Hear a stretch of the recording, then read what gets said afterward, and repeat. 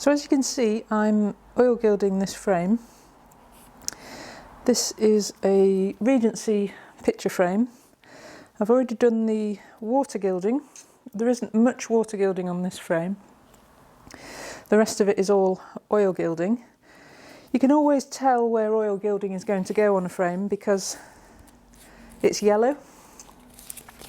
So anywhere on a frame that's yellow is going to be oil gilded. It's that simple, really.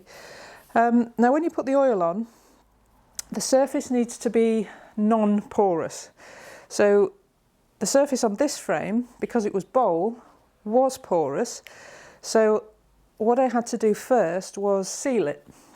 So I used some button polish on this frame, and that then gives you that non-porous surface. Now what happens with oil is that when you put it on your non-porous surface, it sits on that surface and sort of air dries. The longer you leave it, the flatter it gets and the nicer finish you get. I'm using a 12-hour oil size on this because I've got enough time to work around the whole mirror, and I prefer the finish that I get from these longer hour oil sizes. Now what would happen if you put that oil size on top of a porous surface is that it would air dry, but it would also soak in to that porous surface, and you're losing a lot of your oil. So when you come to put your gold on, it won't stick properly because you haven't got enough oil on that surface. So you have to make sure that's really sealed well if it's porous like this. And that's why you can oil gild things like metal, because it's not going to soak into the metal. It's basically the total opposite to water gilding. It also can go outside, which is a great benefit. So all the fancy gilding that you see on buildings and railings, that's all oil gilding. It's really quick to do. It's fairly quick to learn. The only thing you have to learn is when the oil is ready. Now this squeaks, and it's not that tacky, it's sort of almost dry. If you can feel it pulling at your finger, it's not ready, and when you put the gold on, it would give like an orange peel effect, whereas when you put it on when it's that dry, it's flat. You get a beautiful finish. So the way I oil gild decoration like this is to take it straight from the book. I tear it out and lay it straight on. I know a lot of people who lay the full squares all the way across and then come along and pat it down afterwards. I've tried that and I've always found it uses more gold, and gold's really expensive, so I'm doing it this way, which works for me. So it's just grab it with your brush and lay it down. I'll also be using the transfer leaf on these flatter sides, but it's best to use this loose to get in all around this decoration. If you've got a much smaller frame, which you probably will have, you probably won't be working on something this big, then you can use the quicker oil size. For me, I will always go for the 12-hour oil size. I find it the absolute best finish. But that's because this is my job, it's my workshop. I've got time to let it sit for a day before I do the gilding. If you're doing this as a hobby over the weekend, then I can see that being difficult. So I'd probably then go maybe for a 3-hour. But the thing is with the shorter hour oil sizes is you don't have as much work time. I could gild an 8-foot mirror with something like this because I've got that, it's called open time, the time that the oil is ready to accept the gold. It will eventually be too dry, but certainly for something this size I have got plenty of time. I think what I would do if I was starting out would be to do some tests with the oil. because you need to know what that squeaking feels like. You need to know that that is almost smooth to the touch. And you only know that through practice.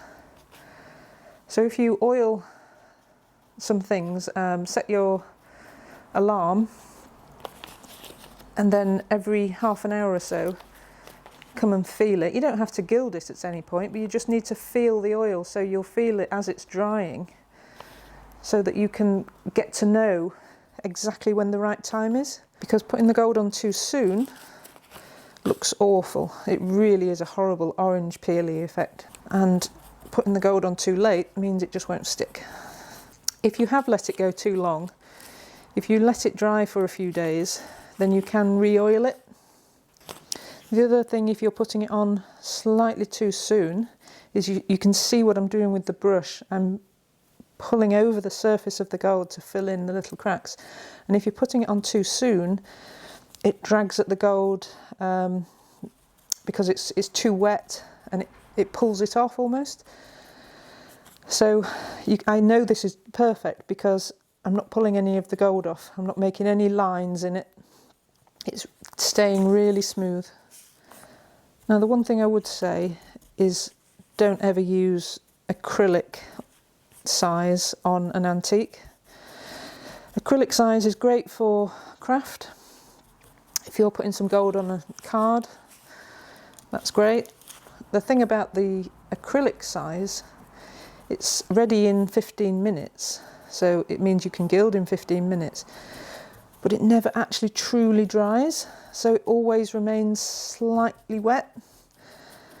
And this oil size, it'll dry in about probably 5 more hours, and then I'm going to leave it on the bench for another week, 5 days to a week, to fully dry, and then I can start aging the gold.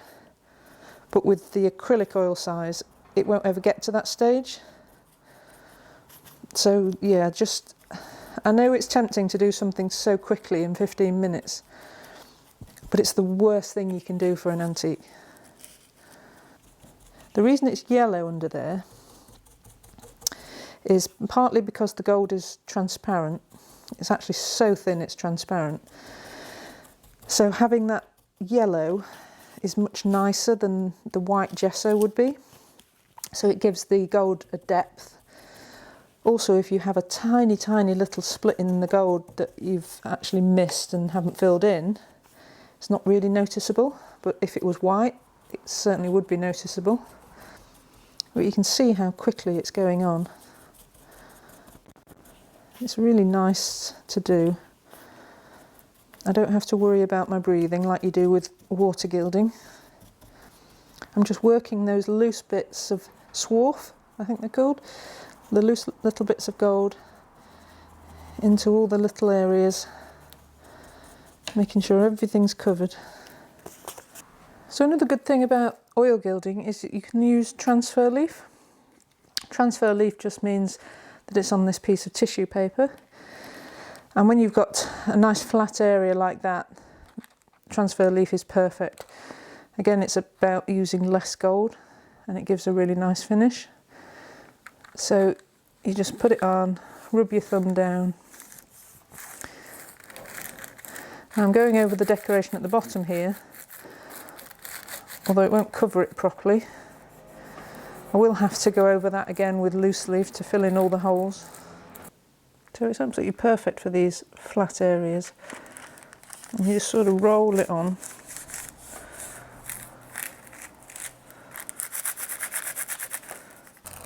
Peel it off. I'm using this excess gold on the decoration, just so I don't really waste it. But you're never going to properly gild decoration with this. That's not what it's for. It's for these nice big flat areas. So if your oil is too wet, what will happen is your paper will stick to it. But because this is at perfect tack, the paper just lifts straight off. But when I first started to learn, I got it wrong and gilded too soon, and I had bits of paper stuck to my gilding, which isn't a great look. So now I've got the transfer along that edge. I'm now going to come in along this decoration with the loose leaf and fill in all the bits. So as you saw, you can use transfer on decoration, but it only hits the sort of high points. So this loose leaf then has to fill in all the low points. So there's no real point in using transfer on decoration. It's absolutely perfect for these flat areas. So hopefully that's given you some insight into oil gilding. You just got to remember to seal the surface, make sure it's non-porous, get your timings right for the oil. Use the longest oil size you can. As I say, I use 12, that's perfect for me. I understand if you have to use a shorter one, but certainly do not use acrylic size. But enjoy it, have a go, just play with it. You can virtually oil gild anything, literally anything. So yeah, have fun.